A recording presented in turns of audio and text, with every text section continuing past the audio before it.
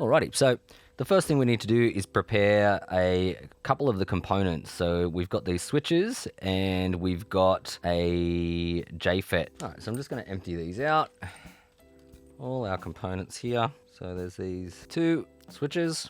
When you're bending leads, it is good to use a pair of needle nose pliers like these. And I just want to straighten these legs at the top. Just get our needle nose pliers here, put them to the edge of that, and then you can pretty comfortably, without damaging the legs, straighten them quite neatly. And then I'll do the same on the other one, and then you end up these nice straightened legs. And then it says on lead 3 of the JFET, so if you face the JFET, you should be able to see the numbers of the type of JFET there. What you need to do is go to the third leg, 1, 2, 3, and just bend that out as well. Okay. So they're prepped. I'm going to put that JFET back in its packet so it's safe. And I'm going to put the switches. I've got like a little bowl with my components. I like to do that. I'll put that there for now. So once you've prepared those couple of components, the next step is to start on the main PCB board, this guy. And we're going to start with the resistors first. We're going to put in all the resistors. Now, they will have a number value. It'll correspond with where it goes on the PCB here. What you mainly want to do is use a forming tool to bend these components. You want to put the component in the board. Make sure that when you bend it, the number value is up the top like this, so you can see it, and then you bend the legs, and then that way when it goes in the board, it will display the value just in case you make a mistake later on. So what I'm going to do is start populating this board.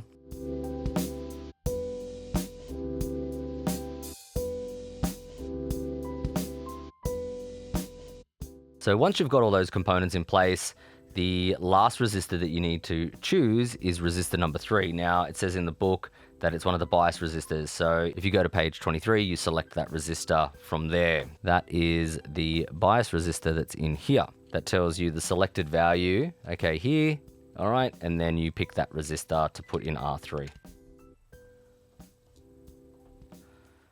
Now, once our resistors are all in place, we can turn the board over and start soldering. So here comes the fun part. Extractor fan on. This might seem confusing to you if this is the first soldering job that you've ever done. It looks like there's a lot going on. The trick to doing this effectively is start by soldering the connection points here on the outsides first, and then as you solder them, you can snip them and then get to the other ones if you're having trouble getting to all the different connections. So what you want to make sure first is that your iron is nice and hot. You then turn your fan on, clean your tip with some fresh solder. Clean that sucker. Should be nice and shiny and clean. And then you add a bit of solder to your tip, hold it on the point to warm it up, and then add your solder. And you need a lot less solder than what you think. It should look, Matt describes it like a Hershey's Kiss. I like that analogy. You can make pretty quick work of this if you're confident.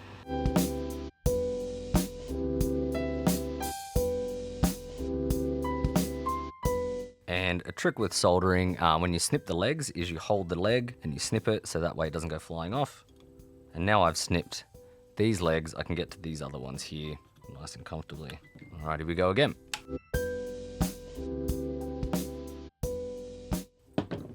Cool, and you can see we've got all these nice little joins. Okay, if I turn the board over, the joins are nice and neat and shiny, okay, as they should be, with not too much solder. Now, I've turned my board over. A couple of these resistors, like this one here, it's kind of sticking up off the board. I can fix that quite easily, all right? Sometimes they come loose as you're soldering. The hot solder just gets, it melts and the leg comes out a little bit, pushes off the board. That's all right. All you have to do is get some solder on your iron again, and you can put a bit of pressure here and that'll push it back through the board. You just want to be careful and do it quick so you don't burn your fingers. So I'm just going to push that resistor gently as I add some solder here. Dollop of solder. Hold it there, push it through the board, done. Be very careful not to burn your fingers though. It does get hot very quickly. Okay, I'll do the same one there. Now you may need to resolder those if the solder has become lumpy or messy. Okay, these are okay. Just gonna snip them. You should always inspect your joins after you do something like that, just in case you've made a cold solder joint by pushing that through the solder. There we go. Now it all looks a little bit more flush. The next component we need to work on, there is one diode in this kit, and what you need to remember with diodes is that they are polarized. The electrical signal can only go one way through them. If you accidentally put them in the wrong direction, you can severely damage your board. So what you want to do is look at the board. On the board, we have a diode marking here, okay? And you can see this little line just here. That line tells you where the black part of your diode, there's this little black line on your diode right here. Okay, that needs to line up on the side where that diode line is here. So like this, okay? So I'll get my forming tool, bend that, and just make sure the black line lines up there like that, nice and neat. And then all we need to do is solder that one. It's really easy. All right, now the next part we have to do, so you've got these two switches that we straightened the legs out on earlier. We're gonna place these two switches in the board. They're the same switch, so it doesn't matter which one goes where yet, but you wanna make sure that the switch faces the outside of the board. We're gonna go in like this and bend the legs a little bit just to hold it in place for now. And what I'm actually gonna do is I'm gonna place this down on the table to do this one because it'll hold it in place a little bit. And I'm gonna use some blue tack just to hold the board in place so it doesn't move on me. It's always very handy. And what I'm gonna do is solder just one of these legs and then check the orientation, check that the switch is flat on the board and nice and neat. And then I can solder the rest of them. Okay, so let's just do this one. Boom, like that. Now I just want to check that the switch is flat as it can be on the board. Okay, nice and flat. And then I can solder the rest of the legs.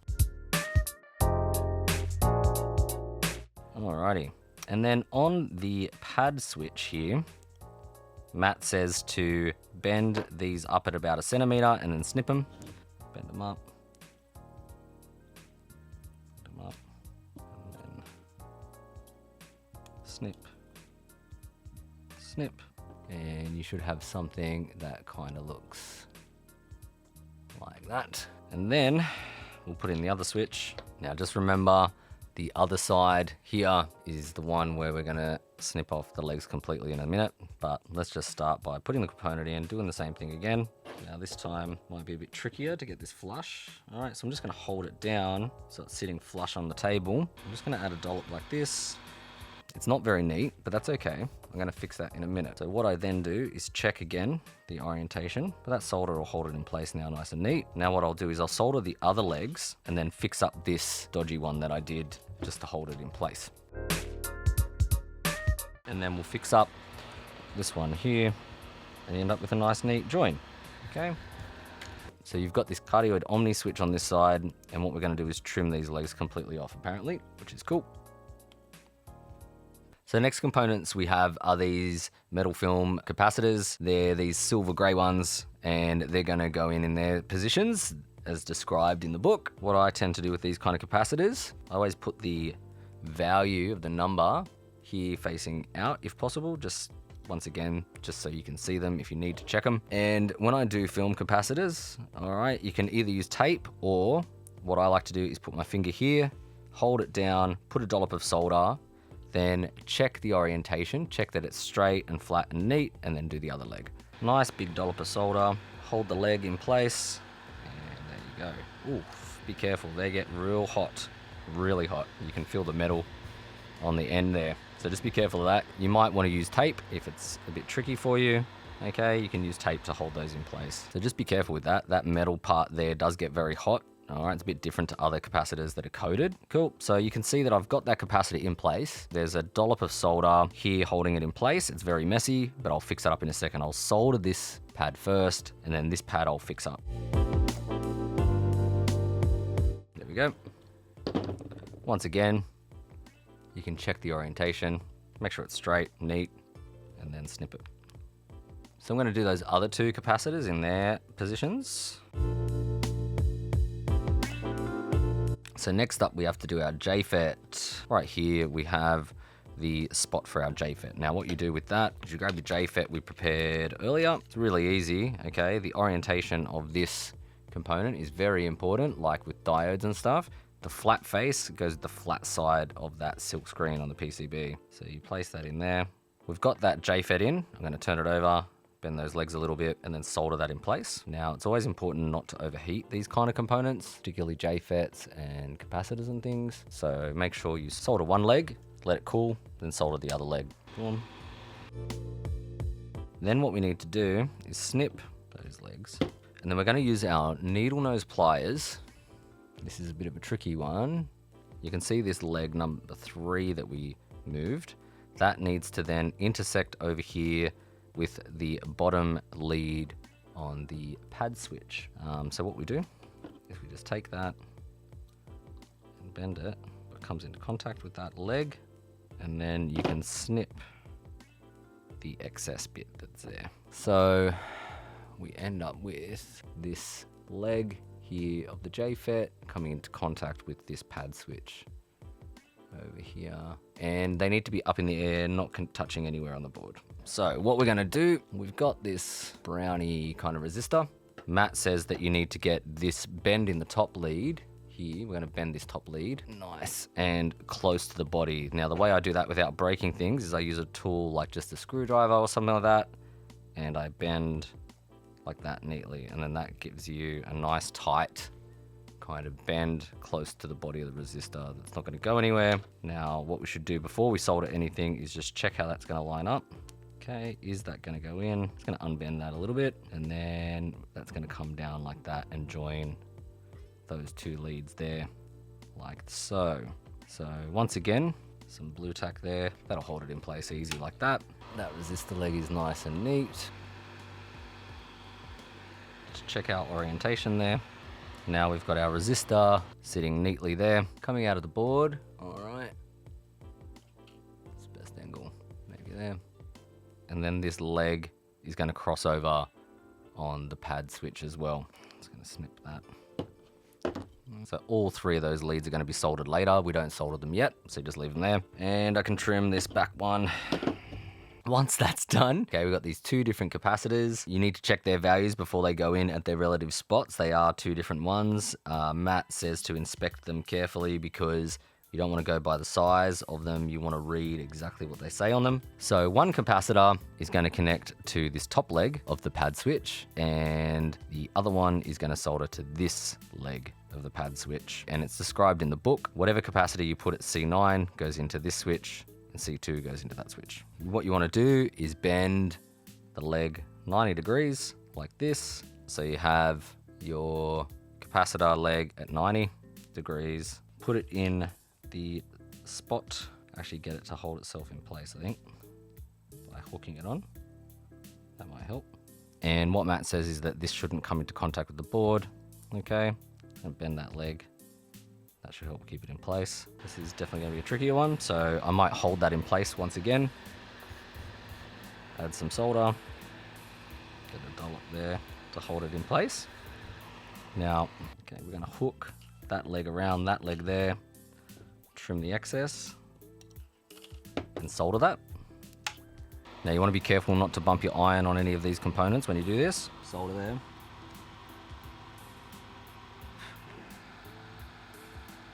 Yep.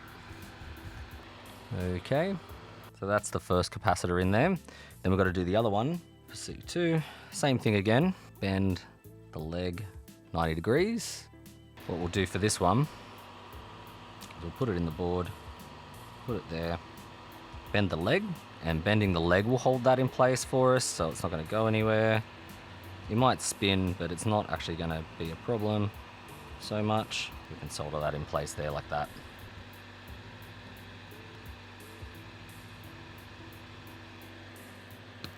And then once it's soldered in the board and it's tied in there, you can kind of kajigger it around to where you need it to go. Okay, so we're not soldering this one again yet, but we do need to hook it in and trim, once again, excess.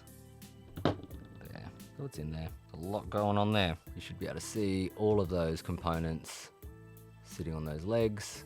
The next thing we have to work on is these 3 electrolytic capacitors. Now, electrolytic capacitors are polarized like a diode, like we mentioned before. So what you want to do is look at the capacitors closely. You have this black stripe, and it is usually the shorter leg. No, it should always be the shorter leg. The shorter leg is the negative, and the other one that doesn't have that stripe there, the longer leg, is the positive. So on the PCB board, you want to make sure that you line up the longer leg, the positive leg, with the plus that's on right. You can see one right there on that side, down the outer side, like that. So you absolutely want to orientate these correctly. Now these are easy. You just bend the legs in like that and they'll stay in place. I'm going to put all 3 of these in. There we go. And they're in place now. Okay. And they'll move around a little bit. That's okay. What I'm going to do is just solder one leg of each and then adjust them if I need to, their orientation, and make sure they're nice and straight in the board. And then I'll solder the other legs. So let's just do one leg of each nice and quickly.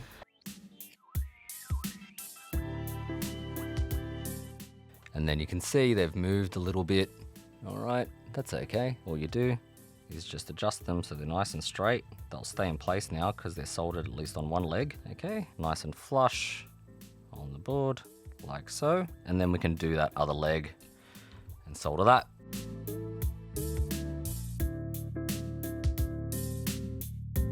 So now we have those nice and neat in the board, starting to look pretty good. And then the last capacitor we have to go in is this big fat boy. And it doesn't appear that this is orientated at all. The legs are the same length, okay? There's no markings on it. There's nothing mentioned in the guide. So you just need to put that in the board. Fits in pretty neatly, actually. That's nice and easy. And it says in the guide, just to make sure that it's sitting nice and flush against the board. So make sure it's really against that board, then bend the legs and it will hold in place really easy. These bigger components are often a fair bit easier. Some blue tack, hold it in place. Check that it's nice and flush, easy. So once you've done that, that's actually the whole board completed for this board. But what you need to do is double check that your JFET is installed correctly in the correct orientation. All right, that's facing away from that pad switch there. That needs to be in the right orientation. Just double check it. Make sure that these are all neat. Make sure that your diode is orientated correctly. And if you're not sure, check the book. We'll show you how everything should look. Once you've checked your board, the last thing you want to do is clean it. Now, the way we clean a board is some isopropyl alcohol. Now, don't go spraying this just anywhere. It can damage stuff because it's alcohol. What you want to do is either dip a cotton bud in this and then gently clean the joins on the board, because what happens is, I'll zoom in on this one, you'll see here you get bits of flux and sticky bits all over the board. That's just flux resin from the solder, and that can affect the electrical signal because the flux actually helps the electrical signal flow. So if it's contacting other points, there might be issues. So what you want to do is just clean that up with a bit of isopropyl. Get my little cotton bud here, dip it in some isopropyl. It's really easy. And then you just clean around your joints. And you just want to make sure none of the cotton gets stuck to the tips of the kind of component legs where you've snipped them, all right? Because cotton will get stuck to them a little bit here and there. You can really start to get it clean of a lot of that flux. It's nice to have a nice clean board. All right, and you can just keep going with that until it's clean.